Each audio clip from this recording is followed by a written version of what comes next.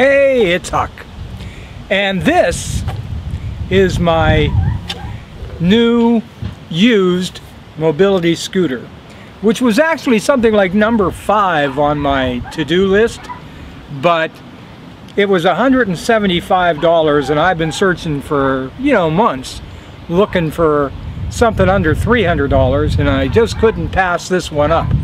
So it's old, as you can tell by, well, it has the charging cord coming up from the bottom up through the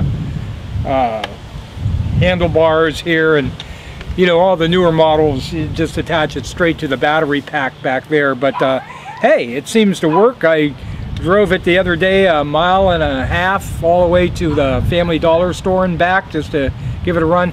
Essentially, I'm going to use this mainly, reason I wanted it, it's an older model of the Pride Go-Go Elite. The handlebars fold down, the seat comes off, and you can pick up the whole kit and caboodle and put it in the trunk and then throw the seat in there, and it all fits. And so this isn't so much for around the neighborhood as it is, for me to be able to enjoy going to the lake or going to, the mall and some of the things, the park, that I've not been able to enjoy because it's just so hard for me to walk very far. But at any rate, like I said, there are actually things that were a little higher on my list of things to do. I managed just this last week to finally get that window repaired. I got a glass block window I desperately needed, but I still need to fix my leaky faucet. It just costs so much to have somebody come in and do that. Kitchen faucet leaks. My dishwasher still leaks. I don't know what I'm going to do about that.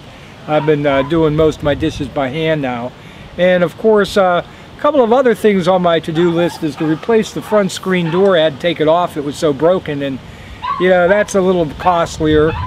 I also want to, I'm really worried about losing my health care coverage now that Trump is in office, and they're trying very hard to make the Affordable Care Act completely collapse. And if I lose my health care coverage, probably number 1 on my list is going to be to buy a portable oxygen concentrator, because they're going to take all my portables away. They're also going to probably take my concentrator, my home concentrator, away without insurance, and it would cost me about $150 a month to be able to buy those things and actually pay the actual cost. That's what insurance companies pay. I don't know what it would cost me to pay that out of pocket without insurance. So if I bought a portable oxygen concentrator, I think I could get by. But those things, even used, are I think the cheapest one I've seen advertised on Craigslist, because they're hard to get. Used ones, anywhere from $1,200 to $1,700. They're about $3,000 and up, brand new. So I got to start saving. I'm a ways away from that. At any rate, that brings me to today's topic. But before I get on to that, I think I better get a little bit more comfortable. So if you forgive me, I'm going to put this back in the shed, and then we'll talk about the topic of today.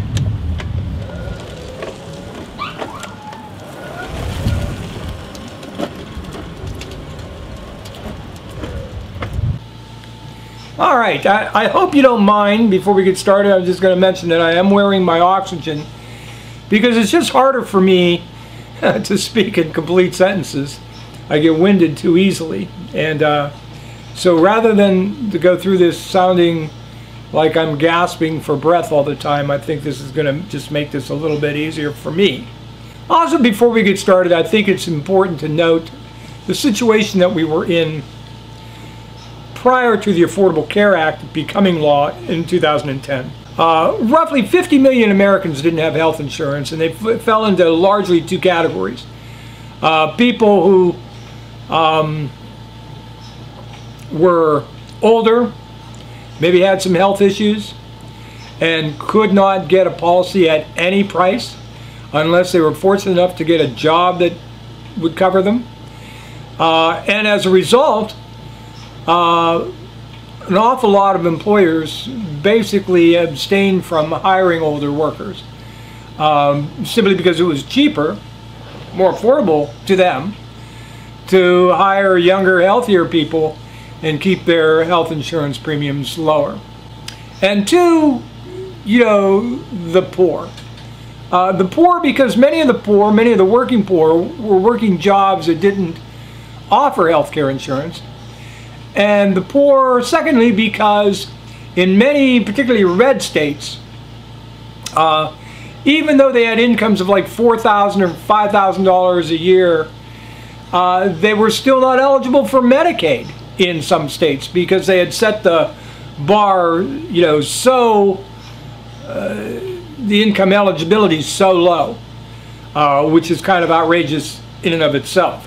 So Obamacare was intended to kind of serve those needs while giving all insurance recipients, regardless of where you got it, certain guarantees that you could never be dropped, that you couldn't be capped. You know, if you had a more expensive health care situation you're dealing with, that the insurance company couldn't say, oh, you've spent your lifetime cap, or you've spent this year's amount of money and you don't get any more. It ended those kind of things. So it also decided that there were actually some pretty, unlike what the Republicans have been trying to push through, without any input from healthcare experts like doctors, the ACA went through more than a year of such scrutiny. And as a result, it incorporated some ideas like, free preventive care, making sure that, that if you were developing a problem, you caught it early, and therefore, in the end, saving money, because treating an illness early on is usually much, much cheaper than dealing with it, when it's wildly out of control or in its later stages. So things like cancer screenings, mammograms, pap smears, colonoscopies, those are all free services under Obamacare, under everybody's policy. Things like birth control and, so there's a lot of preventative measures that are, you get free doctor checkups, for instance, annual checkups, and certain other types of screenings that are intended to try to catch problems before they get too serious. So that's all part of the ACA. What Republicans started doing, though, from the very beginning, was to find ways to destroy the Affordable Care Act. And so I'm going to limit this discussion to about 7 things that they've done, really from day one. And we're going to start with number 1, and I've got some notes here, so forgive me if I kind of read from them once in a while or refer to them. But the first thing that I guess we could start with are something called the consumer-owned insurers.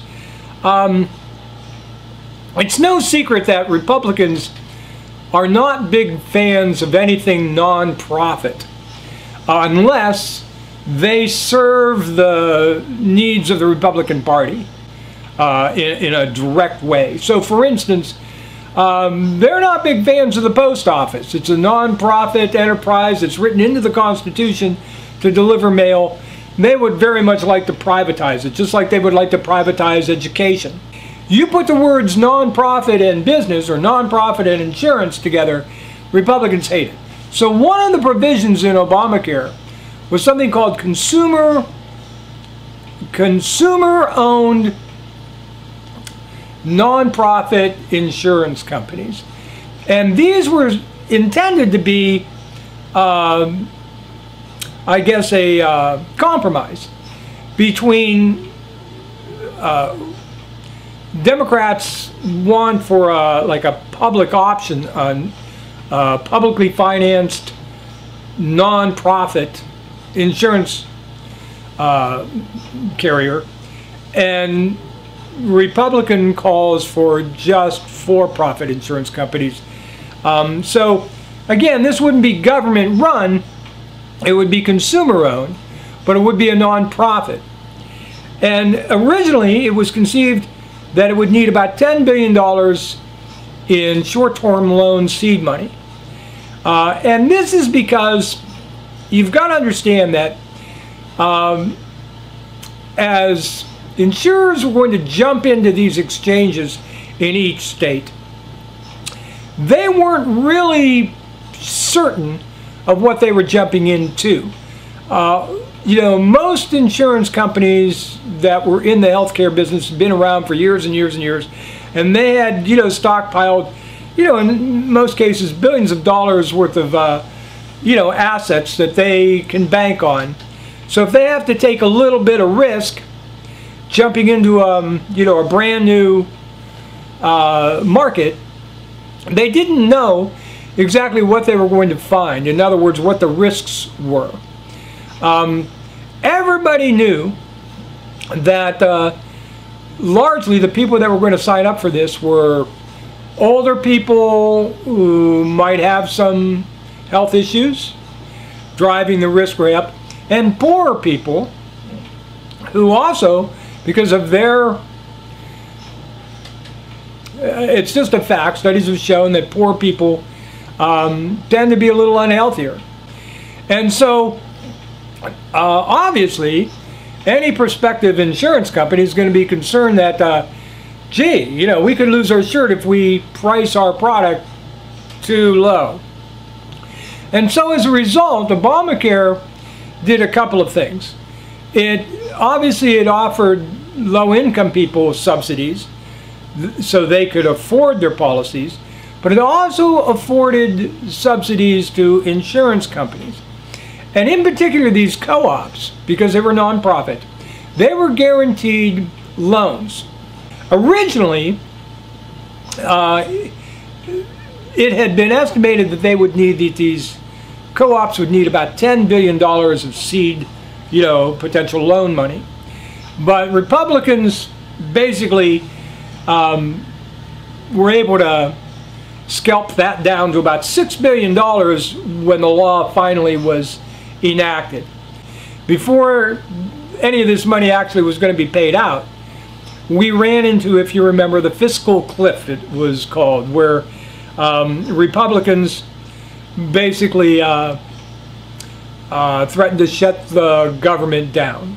This fiscal cliff, and it ended up cutting that $6 billion by almost to a third of what it was, to about $2.4 billion. So what started out as 24 different consumer-owned companies, non-profits, insurers, the end result was that the money wasn't there. And so, as expected, many of them lost money. There was a firm, for instance, in Maryland that lost about $323 million the first year, which I think was the single largest loss. But there were, you know, losses pretty much across the board, and it was expected, particularly the first year. Unfortunately, out of those 24 original nonprofits, only 5 exist today. And one is expected to become a for-profit enterprise probably by next year. Which brings us to number 2. And that was the whole Medicaid expansion business that, you know, began with like 19 states, eventually became 26 states, taking the law all the way to the Supreme Court. This was resulted in the famous ruling where Judge Roberts cast the 5th and deciding vote in favor of keeping the individual mandate. And the whole legal argument there was the Republicans were arguing that it was unconstitutional to force people basically to buy insurance or be penalized. And Roberts settled that issue by declaring that that penalty was in fact a tax, something that Congress does have the power you know, to enact. However, In reaching that decision, he did something that single-handedly eliminated insurance from millions of otherwise eligible Americans. And that was, he ruled that the Medicaid expansion within the law was an option that states could accept or reject. Now, as the law was originally written, they basically offered Medicaid insurance to anybody who was earning up to 138% of poverty line. So if you were at 100% of the poverty line, you could go on Medicaid. If you were at 138% of the poverty line, in other words, 38% above the poverty line, you still could get your insurance through Medicaid, which is 100% paid. The federal government would pay for it. Roberts declared that this was now something that states could opt in or out of. And by doing so, I think a total of 19 Republican states basically opted out. And so there are millions of Americans now who should be eligible for the Affordable Care Act, Medicaid expansion, but because of their states refusing to take the free money and cover their citizens, decided not to.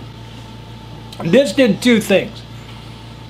It meant that under the Affordable Care Act, you are eligible to go on the exchanges, but you have to be at least 100% of the poverty line.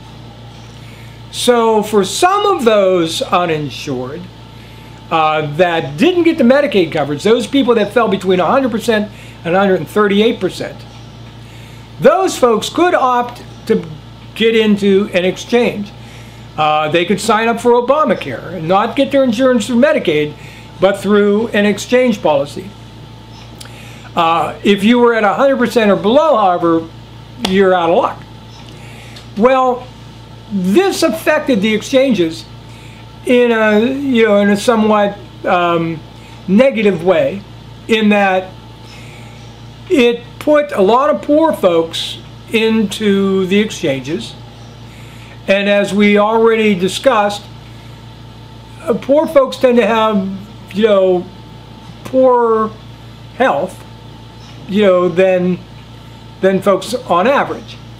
And so, again, it was a way of driving the risk pools in a negative direction, raising premiums.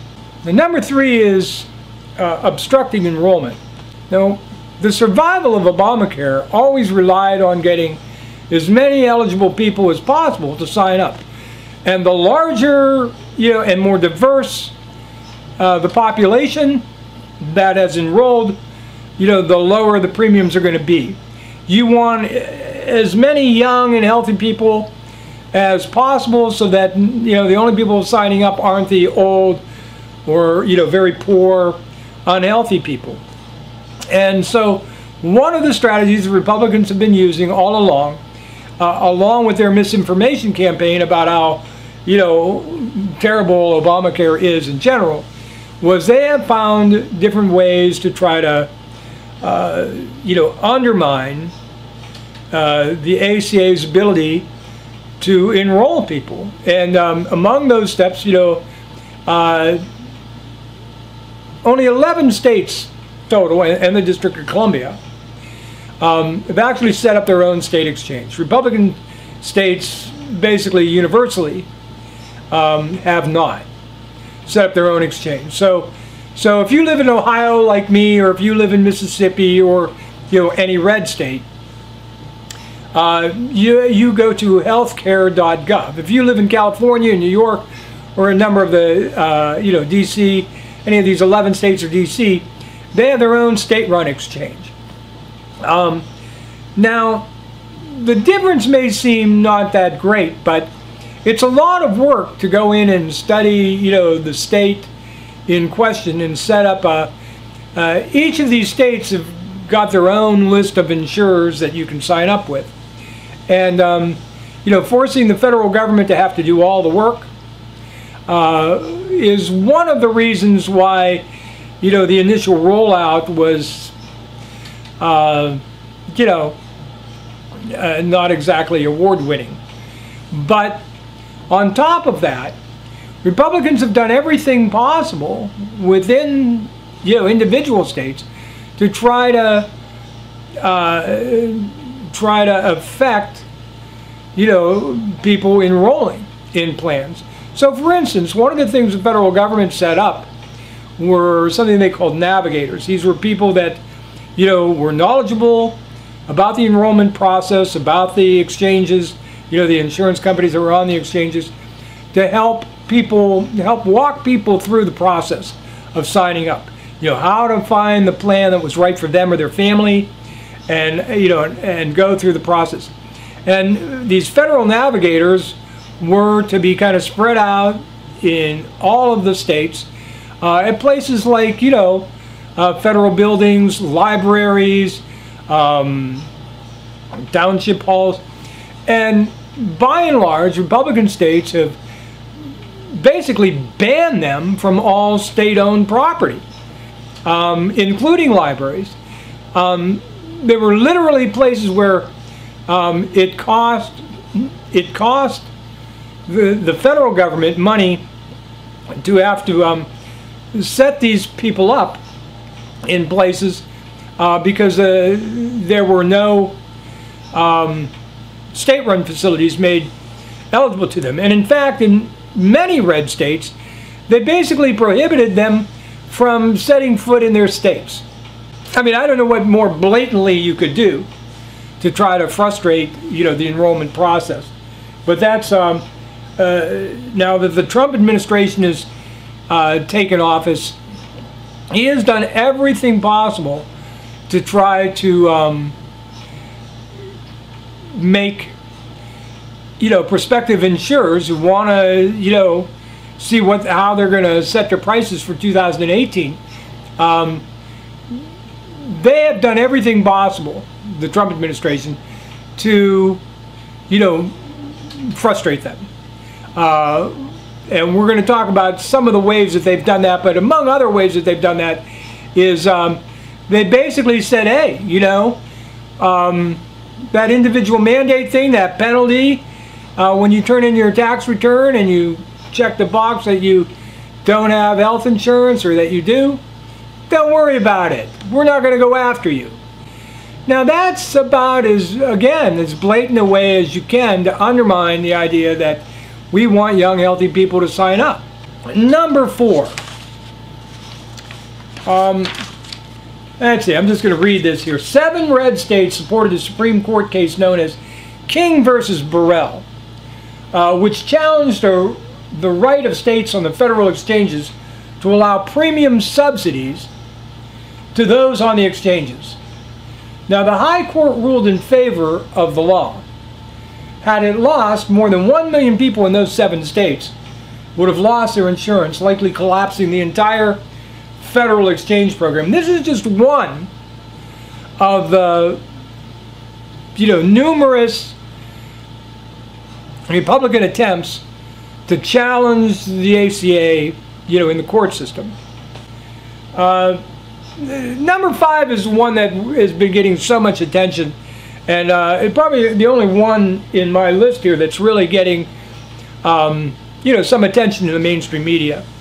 And that is these CSR payments, which are rightly getting a lot of attention because they have everything to do with whether or not insurers are going to, you know, stay in these exchanges and continue to offer coverage.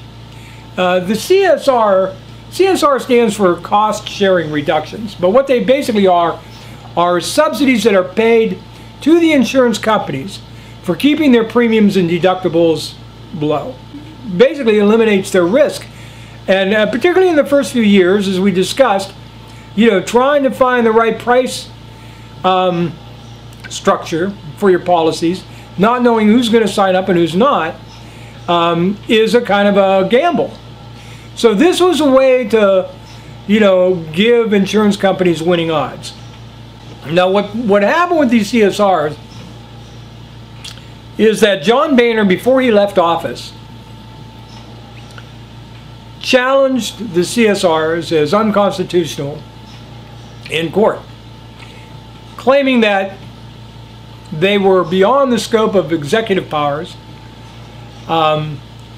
As they're basically addressed through the Health and Human Services Director, and instead that these, like all appropriations, have to be handled through Congress. And he got a federal court to agree with him.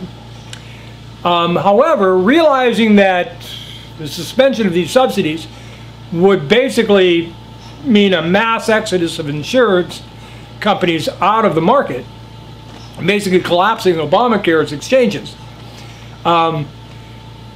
the Republican Party and the court kind of conceded the fact that, you know what, we will hold off on implementing this decision until after, you know, an appeal was held. Well, then Trump became president. And he has been threatening, basically since he took office January 20th, that he may not pay these CSRs. He made the CSR payments as of May.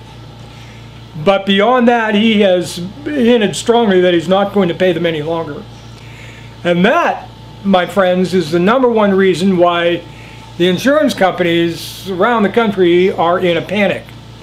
And so many of them are fleeing and saying that they're not going to necessarily be entering into the exchanges and offering policies beginning in 2018. Something that they have to decide on here within the next month or two. So in a very real sense, Trump and Republicans are basically putting their foot on the neck of the ACA and not letting up. Now, there's a very simple fix to this. I mean, the CSRs were something that was, you know, addressed in the legislation itself. It was an oversight that could be addressed with a simple one-sentence bill in Congress, you know, to allow these CSR payments to go through. The money is there. That's never been the issue. #6, and again, I'm going to read this one to you. An amendment to a must bill passed in 2014, submitted by Florida Senator Marco Rubio, effectively defunded health and human services payments to insurers who lost money on the exchanges, even though such losses for the first 3 years were pretty much, you know, expected under the ACA. Now, these risk corridor payments is what these are called, are net losses for the year reimbursed by Health and Human Services. Rubio's amendment means that several $billion owed to insurers have never been paid, though at some point, of course, they legally have to be paid. Result is that smaller insurers, including many of those consumer-owned co-ops we talked about earlier, have gone out of business. So finally, I'm going to get to #7. And that is Trump's executive order to undermine the individual mandate by allowing the IRS to overlook federal returns. I talked about this already, but this can't be underestimated, the effect of this. But basically telling folks that, hey, you know what? Yeah, I know there's an individual mandate. I know we're supposed to withhold your tax, you know, if you don't have an insurance policy, but who's looking? You know, this is intentionally meant to, you know, make insurance more expensive for the people that do have it, by assuring that the people that are a little reluctant to buy it, think they don't need it, oh, the heck with it, I can go another year without it, yeah, with no penalty, with no risk of penalty, why bother? Now, again, I've only touched on some of the ways in which Republicans have sought to sabotage the Affordable Care Act. In my next video, I'm going to discuss, I think I'm going to try to hold it to 10. I've seen lists of as many as 20. And again, like this video, much of the information in that video is going to be attributable to some of the same 2 or 3 people. Andy Slavitt, former basically director of Medicaid, Medicare, and the ACA under Obama. Louise Norris, again, of healthinsurance.org, and a guy by the name of Charles Gaba, who runs ACA signups.net.